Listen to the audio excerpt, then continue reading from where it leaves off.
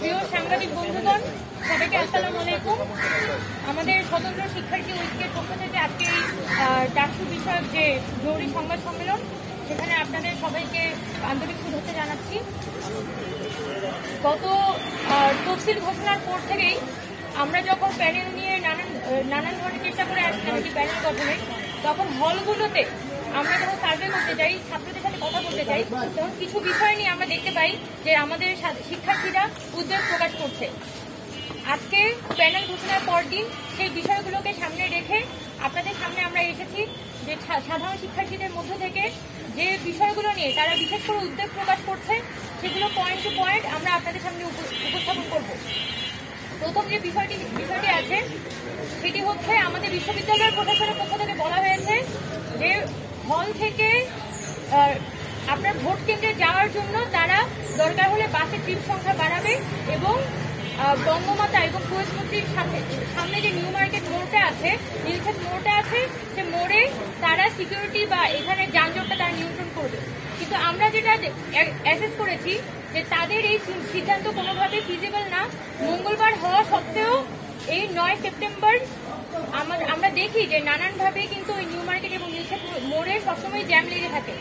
সেক্ষেত্রে আমরা স্পেসিফিক্যালি বলতে চাই যে বঙ্গমাতা হল এবং বাংলাদেশ শহীদ মুক্তি হল, এই দুটি হলের ভোট কেন্দ্র ঢাকা বিশ্ববিদ্যালয়ের ক্লাব থেকে স্থানান্তরিত করে সমাজ কল্যাণ ইনস্টিটিউটে নেওয়া হোক।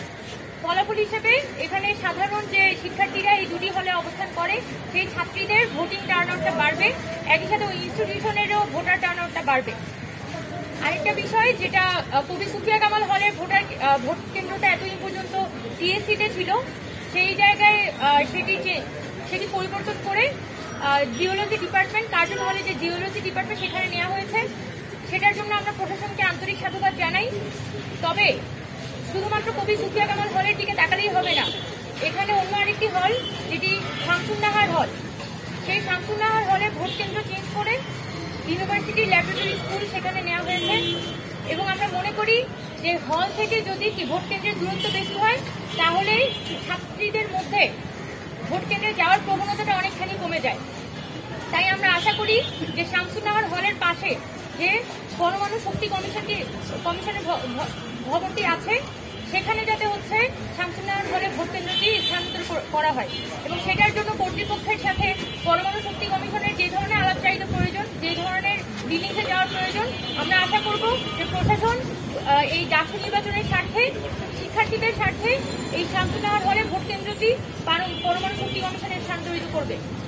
আরেকটি, একইভাবে ছাত্রী হলে যেমন এই ধরনের সংকট আছে, আমাদের ছাত্রদের হলের মধ্যেও কিন্তু একই ধরনের ভোট কেন্দ্র থেকে হলের দূরত্ব সংক্রান্ত সংকটটি রয়ে গেছে। যেমন আমাদের হল পাড়ার যে 4টি হল, সূর্য সেন, জিয়া হল, মুজিব হল এবং জসিমউদ্দিন হল, সেই 4টি হলের ভোট কেন্দ্র দেওয়া হয়েছে উদয়ন স্কুলে। সেই জায়গা থেকে আমরা বলতে চাই যে এই 4টি হলের যে ভোট কেন্দ্র, সেটি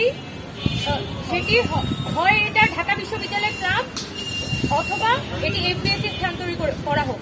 এবং আমাদের পক্ষ থেকে আমরা প্রেফারেন্স দিব যে এই হল পাড়ার যে 4টি হল আছে, সেখানে কিন্তু অনেক বেশি স্টুডেন্ট বসবাস করে। সেই জায়গা থেকে তাদের যাতায়াতের সুবিধার্থে এখানে এফবিএসসি সব থেকে বেশি শিক্ষার্থীদের ধারণ করতে পারবে। সেই জায়গা থেকে আমাদের বিজনেস ফ্যাকাল্টি কর্তৃপক্ষের সাথে কথা বলে এই 4টি হল বা এই হল পাড়ার যে 4টি হল আছে, তাদের কেন্দ্রে যাতে এফবিএসসি স্থানান্তরিত করা হয়, সেই বিষয়ে আমাদের একটা সুপারিশ থাকবে। আরেকটা বিষয় যেটা আমরা গত 2019 সালেও প্রত্যক্ষ করেছিলাম, সেটা হচ্ছে আমাদের বিশ্ববিদ্যালয়ে যে নির্বাচন কমিশনটি থাকে ডাকসুর সময়, তাদের পক্ষ থেকে বিভিন্ন তথ্যাদি তারা পরিষ্কার করে উপস্থাপন করে না। যার মধ্যে একটি হচ্ছে, আপনার যদি ভোট কেন্দ্রে ভোট দিতে যেতে হয়, তাহলে হল কার্ড রিনিউ করতে হবে। গত 19 সালে এই অবস্থায়, গত 2019 সালে আমরা দেখেছিলাম যে এই হল কার্ড রিনিউ করার যে ঘটনাটি, হল কার্ড রিনিউ করতে হয়, সেটাই আসলে ছাত্রছাত্রীরা জানতো না। ফলাফল হিসেবে অনেক শিক্ষার্থীরাই তাদের ভোট দেওয়ার আগ্রহ থাকা সত্ত্বেও তারা ভোট কেন্দ্রে ভোট দিতে পারেনি। এবং যার ফলাফল হিসেবে এখানে যে একটা উৎসবমুখর পরিবেশ ছিল, সেটা এক ধরনের ক্লান্তিকর পরিস্থিতিতে পরিণত হয়। সেই জন্য আমরা আশা করব যে ঢাকা বিশ্ববিদ্যালয়ে সেই একই হল কার্ড রিনিউর প্রসেসের মধ্য দিয়ে ভোট দেওয়ার ব্যবস্থাটি না রেখে অন্য পদ্ধতি অবলম্বন করা হোক।